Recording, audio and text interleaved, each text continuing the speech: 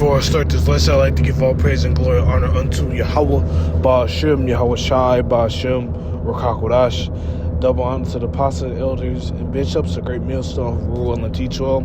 Shalom to the 144,000 men that's pushing it, believing this word, and true sincerity, and sacrificing their lives was to do so. Shalom to the men, women, and children that's tuning in and listening, and shalom to the Israelite foreigners scattered abroad on all four corners of the earth. The Heavenly Father named is Yahweh, His only begotten Son named is Yahweh Shai, and Lord, when this video edifying, quick and straight to the point. This video right here will be entitled, "The White Man Has Always Been a Bloody, Carnal, and Destructive Man," right?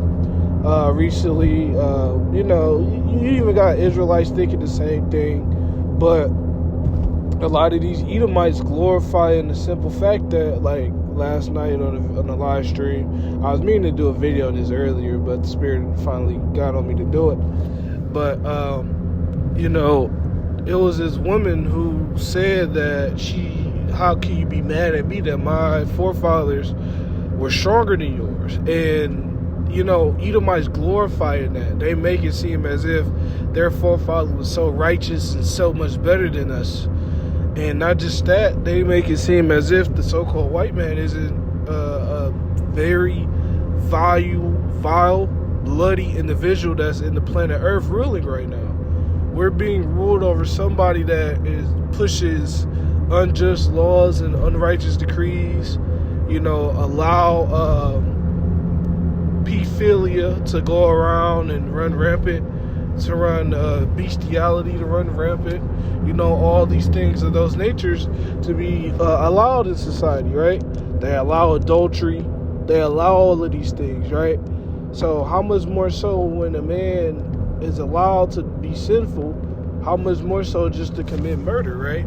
And it's funny because, right, it's written in Genesis that I'm gonna grab that as well, that Esau, Edom was going to slay his brother Jacob. He got so mad over a birthright and a blessing, right, that he would quite literally wanted to slay his brother Jacob. And that's his same hatred, that same envious, wicked mindset is in these Edomites today, and they for sure are still trying to kill us, right?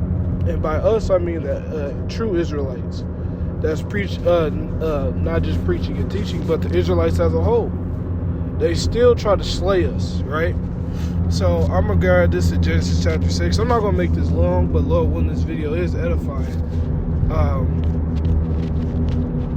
this is Genesis chapter 27. Right? And I'll just get straight to the point. It's Genesis chapter 27. I'll start at verse 41. And Esau hated Jacob because of the blessing wherewith his father blessed him. And Esau said in his heart, "The days of mourning for my father are at hand." So what? Isaac was about to pass, right? Isaac gave Jacob and Esau the breakdown of what's about to happen. Prophesy, right? Prophesy about what's going to happen in the last days and their blessings, right? So we're seeing this now, and this is exactly what's happening. So verse 42, these words of Esau, actually, wait. "Oh, the days of mourning for my father are at hand. Then I will slay my brother Jacob." Because why? Esau Edom wanted to slay his brother Jacob because why? He got supplanted out of the blessing of the birthright. All over something that, obviously that is very important. I'm not taking away from that. But this man was envious of his own brother. Right? Verse 42, and these words Esau, her elder son, these words of Esau, her elder son, were told to Rebekah. And she sent and called Jacob, her younger son, and said unto him, "Behold, thy brother Esau, as touching thee, doth comfort himself, purposing to kill thee." So Esau Edom was comfortable with killing his own brother. There's no way, shape, or form you should be comfortable trying to kill your own brother with the sword, right? And that's exactly what was given to him, the sword as well. There's no way, shape, and form you should be so damn mad at your own brother, your own fleshly brother, right? And in the spirit, down on the line, what? Esau, Edom, the tribe of Esau, right? The Edomites are still trying to kill Jacob to this day, slay Jacob today. And we're seeing that in this day and time, and era. Right, all the foods are giving you issues with your body, giving you autism, Down syndrome, ADHD, poisoning. Right, the food that you eat are quite literally designed to kill you.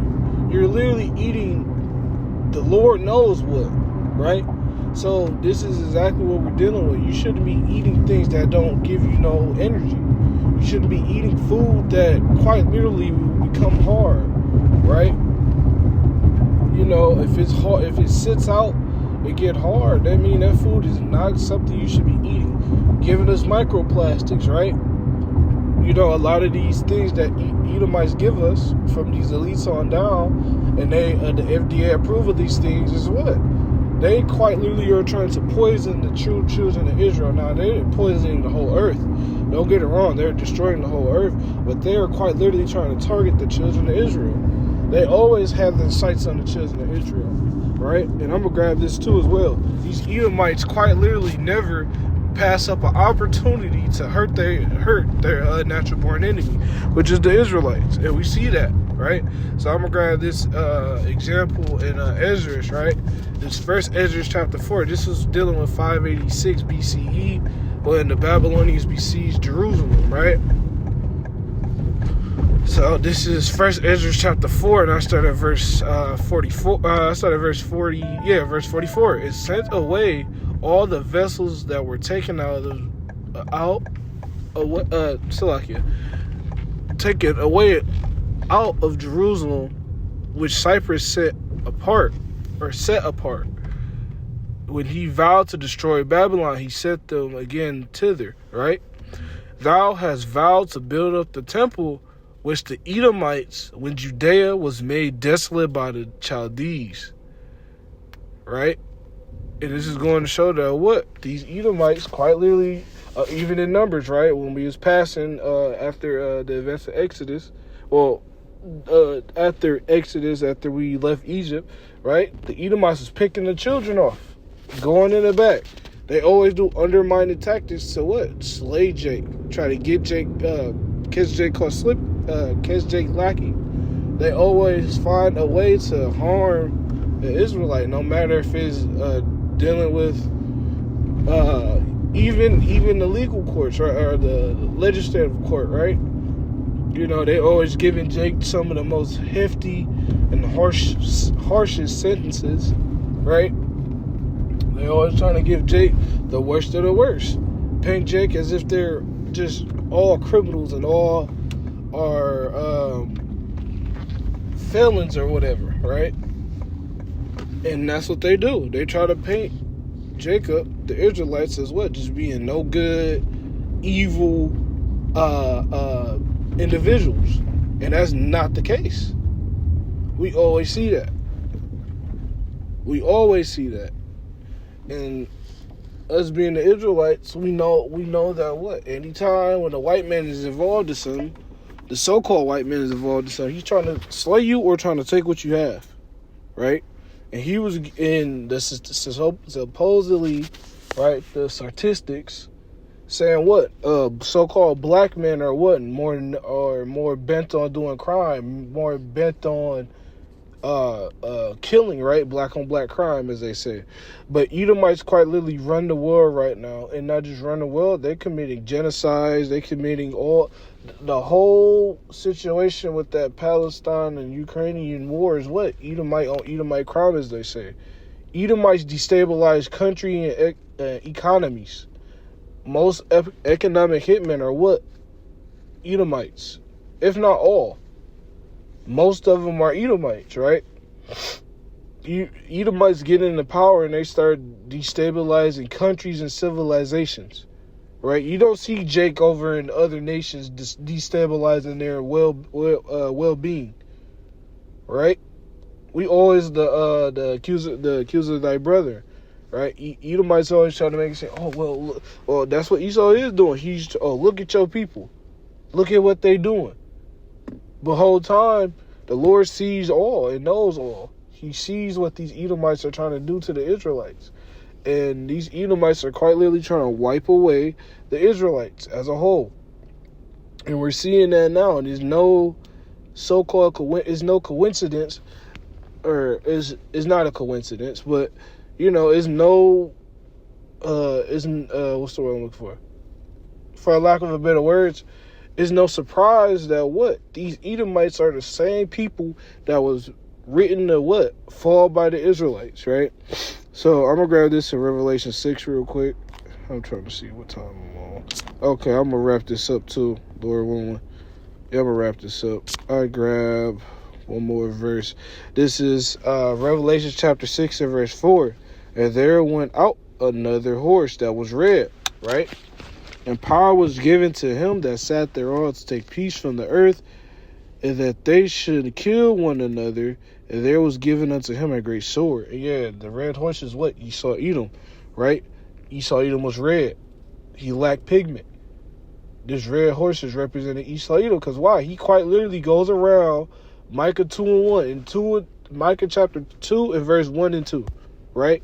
He goes around the earth causing mischief. Cain did the same thing, right? Cain did the same thing. Esau was the reincarnation of Cain. So we're seeing that. We're seeing that Esau Edom, anytime he get into power, anytime he rules, anytime he has something to hold, have some type of power, he destroys the economy, and not just the economy, destroys the world, and try to destroy the Israelites any chance he gets. So that's who the true bloody individual man is, right? Esau Edom, the so-called white man. But Lord, when this video is edified, I'm gonna give all praise and glory and honor unto Yahweh, Ba'ashem, Yahweh Shai, Ba'ashem, Rukakodash. So when this video edifies, on to the next one.